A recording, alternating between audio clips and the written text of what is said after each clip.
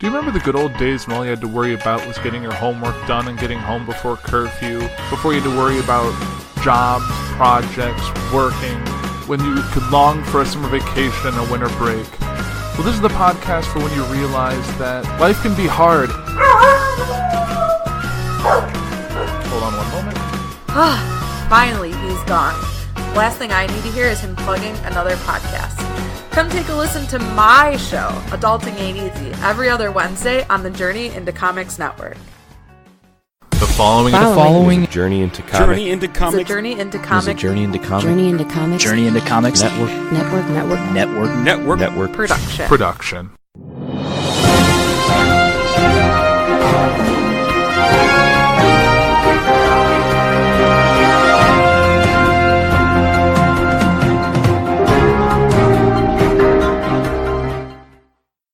Welcome back, ladies and gentlemen. This is episode 17 of Puhr 360, the show that covers topics of importance and topics that I think are worth sharing. I am your host, as always, Andrew Puhr. Now, thank you for joining me here on this fine Tuesday we are in.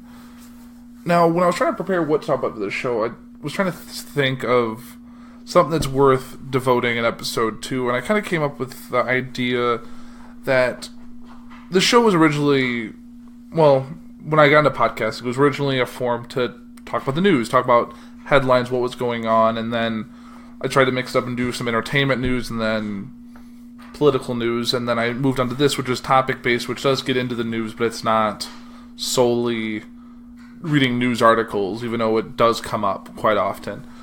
And when I was thinking about that today, and as I was preparing the episode, was that we live in an age where all of this information is shared constantly with social media, with what we're exposed to through like Google News, through Facebook, Twitter, all of that we're in such abundance that things that you think are going to be big news end up overlooked in the next day. Like, you've seen for people who keep up with like what's going on with like the Trump administration, what's going on there, how things just seem to blow over, things that would be debilitating to a presidency 20 years ago, 10 years ago, 5 years ago, and how they seem to be forgotten days later. Even with the Mueller investigation, which was supposed to be a big bombshell report, it's came and went, and nothing's really happened. Yes, there's still stuff going on in the background, like Barnett testifying. Sorry, my cat's trying to play on the table. Like Barnett testifying about the report and all of that, but it's really fell into the back burner. People who have been praising it and going out there and saying, like, this will be the end all, this will end the Trump presidency, and it's came and went. And yes, I know there's chunks that are redacted, and though the report didn't firmly say one way or another about collusion, Barr said there wasn't grounds for collusion, so this is kind of a dead issue, so to speak. So it kind of got me to thinking, what is going on with this news cycle? We live in an age of 24-hour news cycle, even more so than it was before cell phones and before social media, when, yes, there was a 24-hour news cycle, but it was limited to TV, newspaper, all of that. Like, you can turn on CNN, or you can turn on C-SPAN, or you can turn on MSNBC, and you can watch news any hour of the day, and there's something on. But in the age of social media, it's become tenfold on that, because people are sharing articles without proper resources. They're spreading information as things snowballs, and things get out of the way, and then things get forgotten. Because if I put an article out at 1 p.m., it'll get shared around, and then someone will post an article on 2 p.m., and that'll become the new article to share, and then it's buried down. So something that could be big news in a slower news cycle, or in where nothing else is coming at us as fast, these things will be bigger news, but things just get blown over easily.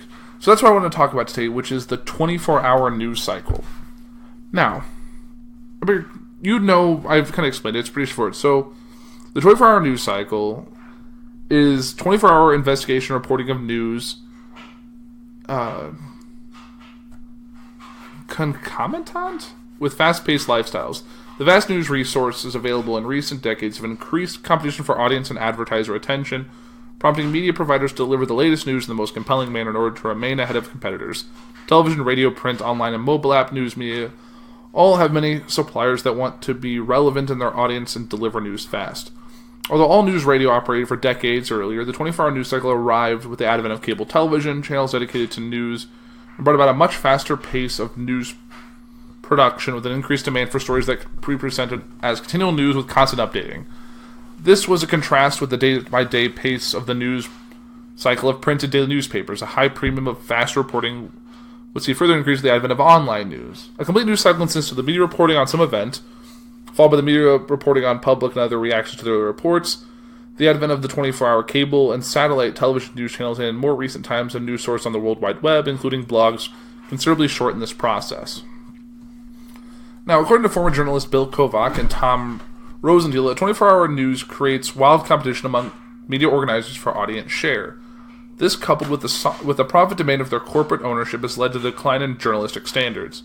In their book, Warp Speed, America in the Age of Mixed Media, they write that the press has moved towards sensationalism, entertainment, and opinion, and away from traditional values of verification, proportion, relevance, depth, and quality of interpretation. They fear these values will be replaced by a journalism of assertion with de-emphasized where their claim is valid and encourages putting a claim in the arena of public discussion as quickly as possible. You can see this from the tagline for Fox News, which was "We report, you decide," which means we're going to put it out there. Whether you choose to believe it as fact or not is on you. So, one thing I found kind of interesting, I was kind of digging into this, I found a couple of articles that are worth discussing, is that, yeah, like I said, things come out and then seem to blow over with relative ease. Yes, when something's big or it's constant, like between now and 2020, we are going to get pretty regular coverage of the presidential election. It's a big news source, but if you're not a big person, if you're not someone who has something come out, you get quickly buried. Like, I know there's I feel like there's 30 people running for the Democratic side of the president. Democratic candidates, sorry. It's been a long day today already. But you'll find that you could probably approach someone on the street and they might know a handful, 3, 4, 5, some of which ran previously. Like, you could name Joe Biden because, yes, he's the former president's VP. You can name Bernie Sanders because he was in the 2016 election. And then you could maybe name Kamala Harris or Pete Buttigieg. I don't know how to pronounce his last name. The mayor of South Bend, Indiana, who somehow thinks he, because of his experience, that he can get elevated to the highest office in the land, which I know that someone without any prior office experience on it, but it seems weird that a pretty much a mayor who went from 50, no, I don't even know if he did, he went with a couple hundred followers on Twitter to now millions. It doesn't make sense to me. And I haven't heard anything really compelling about his opinions, what he stands for. I haven't done any extra digging on it, but it seems like he's just in vogue more than he's a good quality candidate. So, I don't know. I need to dig into that, but it's still too soon. I'm sure more people are going to enter the race, some people are going to drop out of the race, and it really doesn't matter until we get into the debate scene when we see them actually start discussing things against each other. We can start seeing platform points, and more than that, they're just trying to stay in the conversation than it is to actually put good ideas out there.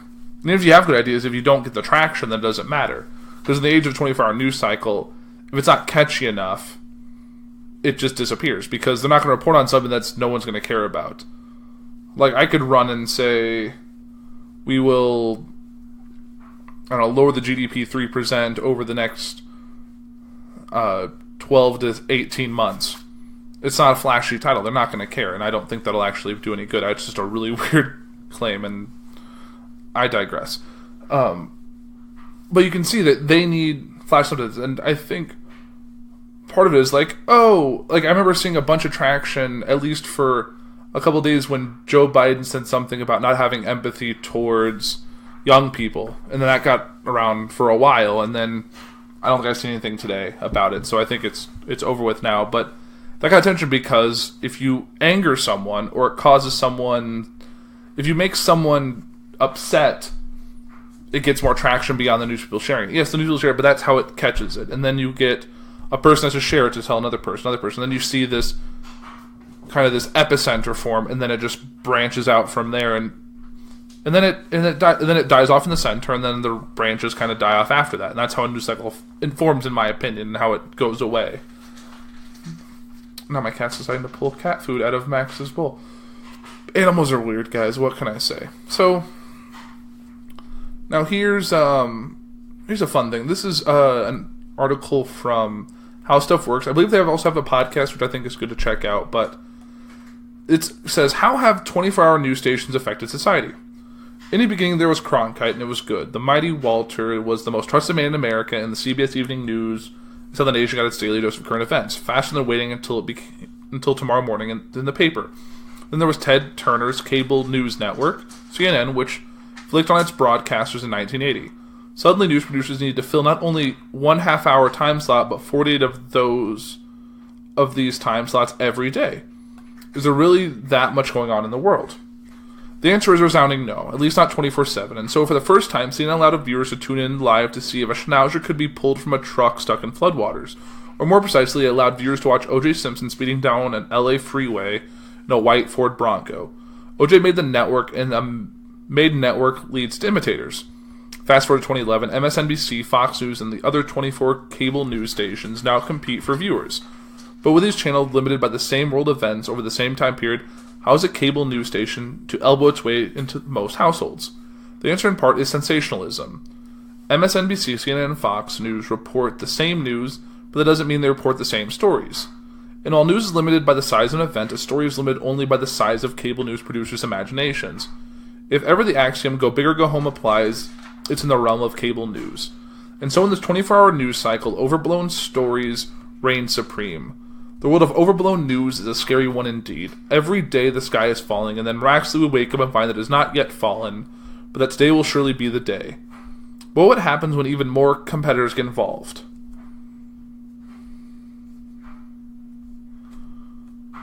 Now we have cable news versus the internet. So what we talked about on the previous... So what we talked about before is what happens when cable news stations start snapping at each other's jugulars. But with today's technology, the fight has gotten even fiercer. Along came the internet, the same news junkies who used to turn to 24-hour cable news to get the minute-by-minute updates have now defected to the internet for second-by-second news. You can get exactly the news you're looking for faster online, so why watch cable news? The answer is opinion. You can get the what much faster online, but it's trickier to get the how and the why, plus the fun commentary of what you would think and what you should do about it. So a 24-hour cable news necessarily started borrowing the tricks of a 24-hour talk radio. It became not only sensationalism, but also opinionated. Sensational opinions are polarizing. Does cable news make you shout hallelujah, or opposite, less church-worthy exclamations?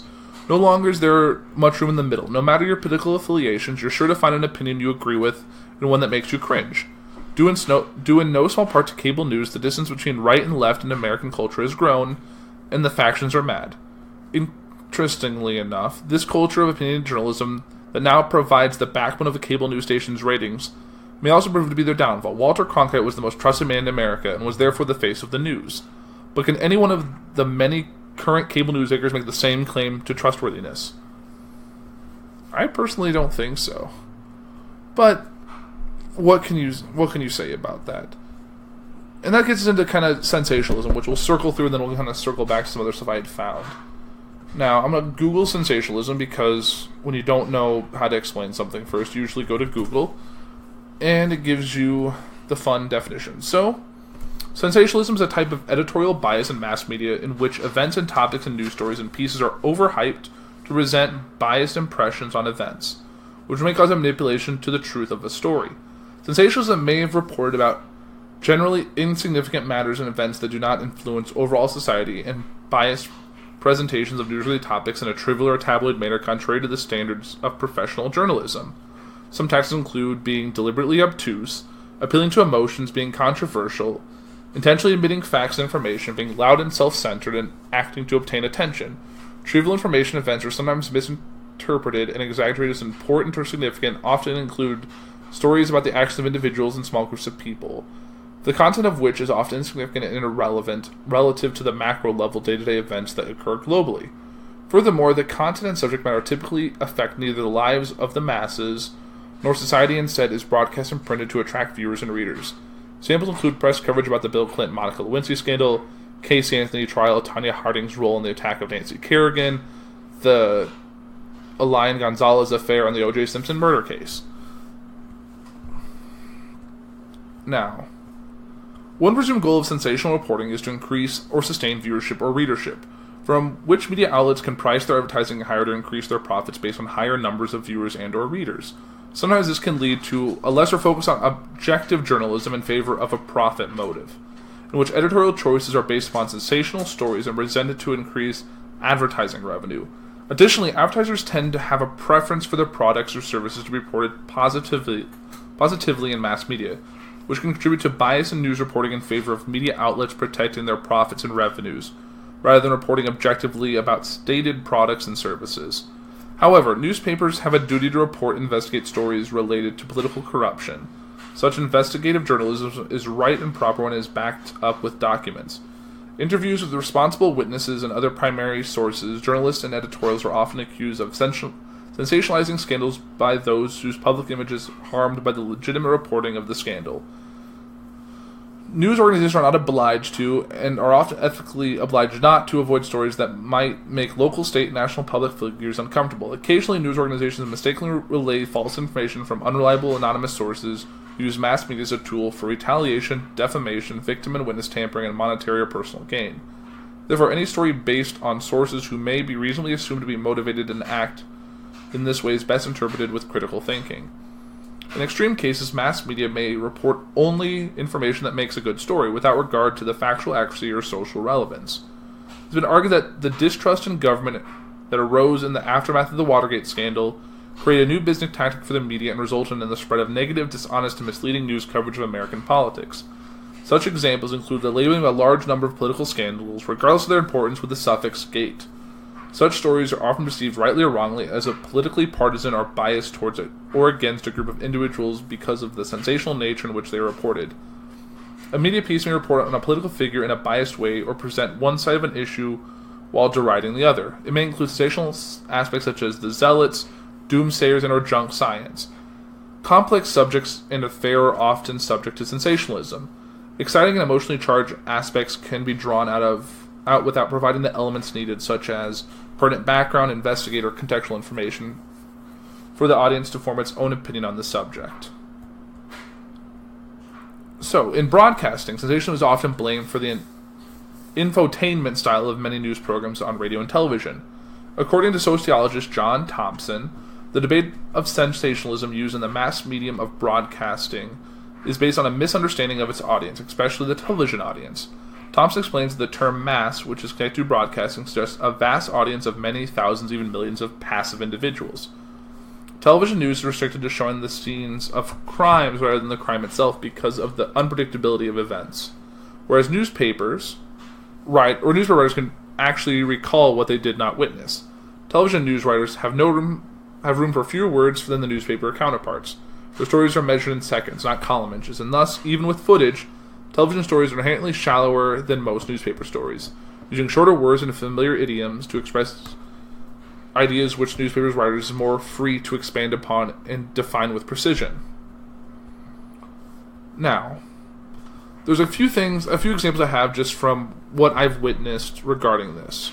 I think the most recent one that's not really political involved a topic I talked about a couple weeks back, which was the fire at Notre Dame. So the big cathedral in Paris that had major damage due to a fire caused by... they haven't fully released the investigation, at least that I have seen, but it looked to be related to the restoration of the roof and the construction going on up there. So, simple mistake, but as you can know in this day and age, when something big, something tragic happens like that, it can definitely get sensationalized. There are people talking about that it was terrorist-based, that it was protest-based because of those protesters happening in Paris right now and at that time as well. And all it takes is someone to share a snippet like that for it to get traction, and then maybe a news organization will see it and share it and then maybe retract it later, but it already catches fire that way. That's how we see sensationalism catch hold, especially in this 24-hour news cycle that we exist in.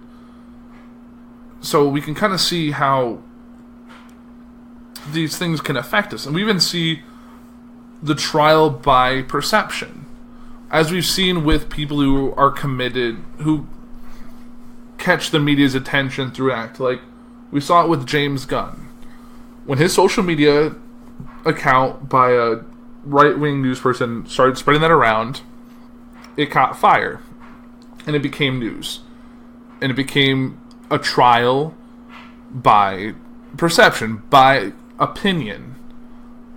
There was no court, it was just a trial by the public opinion, and that's all that matters. In an age where people care more about advertising potential and making money, even if the sources say this is 100% wrong, if people are willing to believe a lie or believe a misinformation, then they have to go with it, because then otherwise they're seen as the negative. So, one thing I found that was kind of linked to the 24-hour news cycle was this Filer-Faster thesis. So the Filer-Faster thesis is a thesis or supported argument in modern journalism that suggests that the increasing pace of society is matched by and perhaps driven by journalists' ability to report events and the public's desire for more information. So that idea is credited to Bruce Feiler, or Feeler, and was first defined by Mickey Cross in February 24th of 2000. Cross-Fly's blog post and Slate Online magazine articles Faster Politics Momentum Ain't What It Used to Be, an article published 2 weeks later on March 9th, 2000, Cross gives the theory the name Filer-Faster thesis. In the original article, Cross describes two trends: the speeding up of the news cycle and the compression of the schedule of primaries for the 2000 U.S. general election. Cross wrote, Filer's point is that we should put these two trends together, and that then, when we do, trend one considerably softens the impact of trend two. Cross used observation to reassess the concept of momentum in politics, and that there are now simply more opportunities to turns of fortune, and the voters are able, for the most part, to keep up. So, the second interpretation is the news cycle is much faster these days. Thanks to a 24-hour cable, the web, a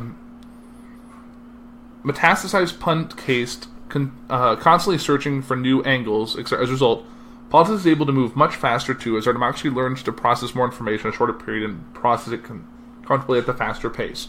So we're just inundating ourselves with so much information that it makes things intense. It causes these peaks and valleys of the news that we're dealing with. So, kind of what it goes on in this application is based on James Gleick's 1999 book Faster, which makes the argument that the pace of Western society in general, and American society in particular, is increased, and that a compression of time characterized the life of the century now closing. Gleick documents the way technology speeds up work and the time people spend doing various tasks, including sleeping. He points that we have learned to keep efficiency in mind as a goal, which means that we drive ourselves hard. Gleick represents that some of us say we want to save time, we really just want to do more. The thesis is sometimes misinterpreted as merely describing the shortening of a news cycle, which is actually covered as a part of Gleick's original observation. Klaus recognized the difference in 2005 posting. The FFT, remember, doesn't say the information moves with breathtaking speeds these days. Everyone knows that. The FFT says that people are comfortable processing that information with what seems like breathtaking speed. I remember, like I said, when we had that fire at the cathedral, all I could do was I was seeking out more and more information. I was going to Twitter. I was looking at people posting it. It was trending. I clicked on that trend link, and then anyone sharing any information about that popped up instantly. And I was scrolling through that, and I was finding something. I was following that down. And I saw things that were that could be debunked later, but I was seeing live footage that people were taking. I was taking in so much information that someone could easily put a fake post out there, and then I'm absorbing that. It's not avoiding it. It's like when you're trying to avoid spoilers. Let's say the big thing people right now that I've been trying to avoid, which has been a pain in my ass to do, is involving Game of Thrones spoilers. I luckily avoid it with Endgame, but people have a bad habit of when they find something that they don't like or find something that upsets them, or they're just awed by what happens, that they try to share it out there. In the age of social media, in the age of everyone's opinion matters, so let's put it out there, they'll say, I can't believe this just happened. And you're like, oh god, now I know that happened. Okay, maybe it's my fault, I'm not completely caught up, but it still shouldn't be put out there. I've known without even seeking it out myself, I've known within probably 2 hours of the episode airing something about that episode. From someone on Facebook or Twitter or someone on the internet without putting a spoiler cap, puts that information out there and it somehow finds me. Either it's a picture, either it's a list of characters, could be a random line from the show that, oh, I can't believe, like I know every episode I'm only in the middle of season 7 right now, and I know plot points from every episode of season 8 so far. But does it ruin the episode for me? No. I'm still going to watch it, but I know this is coming. And I think it kind of follows the same vein. People need to put information out there. We saw that even when people found leaked footage or early episodes, people seek that information out. People need to know what's coming, and they'll just want to consume that information. And I could easily and that's how fake news, I know, is a troublous topic, but it's kind of a point there. People can put out fake news or false stories, and all it needs is just to catch a little interest and then spread. And then it blows up, and then it goes away. And then we move on. Like, do I care about a spoiler from 2 weeks ago? No, because there's been 2 more things since then. In this age of constant information, we can't avoid this little stuff. So, I have another thing before I want to get out of here, because I don't think it's been a super long episode, but it's getting about my normal time. But there's one other thing I want to talk about before I get out of here, and that is an opinion article I found from the Daily Hampshire Gazette, and it's called "The 24-Hour News Cycle is the Enemy of Democracy," which is, I can say, how I find information. That was an eye-catching title. I know you're not supposed to judge a book by the cover or judge an article by its headline, but that got me enough to at least read it. So, the great American curmudgeon, H.L. Mencken, once quipped, "A newspaper is a device for making the ignorant more ignorant and the crazy crazier." But to update it to our times, we'd have to take out newspaper and plug in the 24-hour news cycle. It works, doesn't it? In fact, in our age of 24-hour news cycles and instantaneous bloviating via social media, newspapers are one of the sources of sanity in our even crazier world. This occurred to me in the aftermath of the great anticlimax known as the Mueller Report. The media has breathlessly reported not only all the genuine scoops and news stories that have fallen like so much ash from a conflagration, but also this sense of some impending cataclysm. Those heady days of P-tapes and porn star payoffs. It did so seem like it all had come crashing down, didn't it? Yet so much of what we have obsessed over was filler. Sawdust and the hot dog, slow-rolling coups. Remember that? Trump's ascendance was all supposed to be a Kremlin plot, but it turns out we are still the Keystone Cops when it comes to politics. The media did report solid news, but it was the cable channels that led us to believe what it all meant. The end of Trump, and they were dead wrong. We can rely on the mainstream media to report what is happening. We cannot, however, let them tell us what it means. So now might be a good time to go back to remembering that while the Fourth Estate is an essential part of our democracy, it is not the enemy of the people. The 24-hour news cycle is the enemy of democracy. It is the enemy of the thoughtfulness required of citizens to make a republic function. Frankly, I think cable news networks in particular went so overboard concocting impeachable offenses, almost to the point of hystericizing?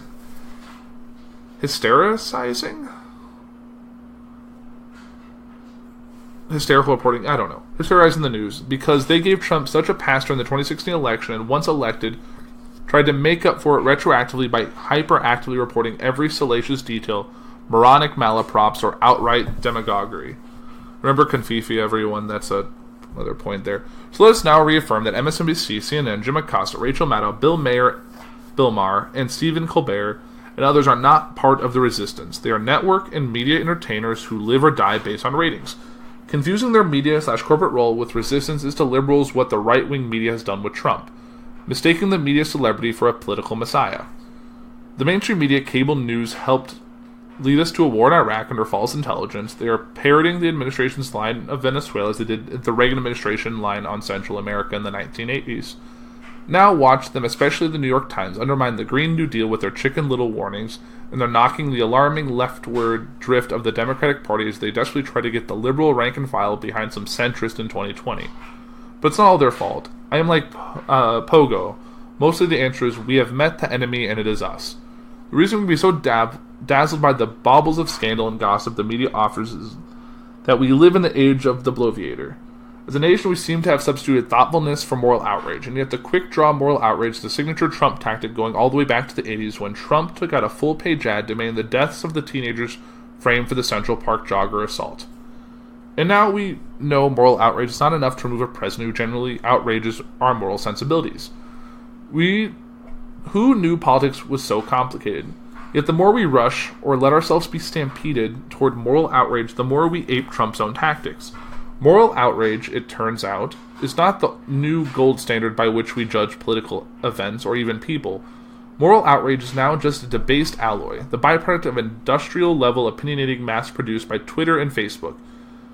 It is effluvia, the toxic sludge left over as at a coal mine or slaughterhouse. Social media is not where we go to get informed, nor inform others. It is where we go to get further informed or ill-informed on the complex issues of the day. Social media is where we go to get triggered into a quick-draw judgment without thoughtfulness. The affliction lays low on both the left and right. It is the disease eating away the last remnants of our republic. It is not a right-wing malaise. We no longer communicate, we bloviate. And the more we do, the more we normalize Trump. The talking heads of cable news and the insatiable 24-hour news cycle led us down a cul-de-sac on Trump and Russia Gate. We cannot, remember Gate again, this is the same, comes up again. We cannot let them lead us by the nose into 2020. Holding part of the answer in your hands, the rest of the answer just ain't on TV. So, it is an opinion article, I don't agree with 100% of that, but it does make some valid points that we are quick to judgment. We are easily triggered on both sides. We find something that upsets us, and we're off. Like I said, all it takes is a spark to set a fire that will just go out and spread and spread and spread, and then it'll eventually go out, and then we go on to the next thing. There's always a fire right behind the fire that started. And I think that's something we have to be mindful of. I've said this from the beginning. I'm not here to spread fake news. I'm just here to put some information out there and for you to take what I find and dig more. I'm here to learn something. You're listening to this because hopefully you want to learn something. You shouldn't take what I say as gospel. You shouldn't take any article that I've shared. You shouldn't take any article that you find yourself as gospel. You should take it as a piece and determine if that piece is worth believing, worth spreading. Like, I'm not going to use the Fox News thing like, we report you to side, but fundamentally that is what you need to do with everything that you're approached with. You're seeing something, you have to choose to believe that as fact, and to dig to find out if that is indeed what you think it is.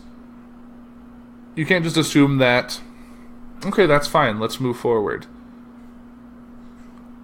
But in an age where you can scroll through your news feed on Twitter and Facebook and see 5 different articles reporting 5 different events differently, or the same event differently. I don't know, it just seems like so much is thrown at us. You have to dig through the noise and the sensationalism to find the true news that's worth reporting. Or not worth reporting, but worth digging into. And I think that's where we're going to end this episode, because I really can't think of where to go from here. I feel like I've been on some downer episodes lately, so I'm going to try and find a livelier, funner topic for next week. And I know I keep saying I need to talk about the Mueller report. I don't think I'm going to get into it. One of these days I will have the time, but my work week is what it is, and finding the time to read through a 400-page document is never going to be in the cards for me. Maybe once things calm down I will, but I feel like by that point, like all news that comes our way these days, it'll be a distant memory, and no one's going to care at that point. But you have to see the light at the end of the tunnel. You got to know that there's always an end to something, and there's more out there than just what we're seeing right now. So just keep finding your sources, keep seeking out the truth wherever you can, and just try and enjoy life. Don't let the news and the events of what you're seeing put you in a negative space. Got to find the light somewhere, and I think that's where the show should go. So, for Puhr 360 for this week, I am Andrew Puhr. You guys have a great week. Stay happy, stay healthy, and just keep seeking out the truth in the news. Thanks, guys. You've been listening to Puhr 360. You can find us on the socials at Puhr 360 on Facebook, Twitter, and Instagram. You can find us and all the other podcasts on our network at JourneyIntoComics.com or early access at Patreon.com/JourneyIntoComics. You can find us on all podcasting platforms like CastBox, Podbean, Stitcher Radio, Spotify, and many others.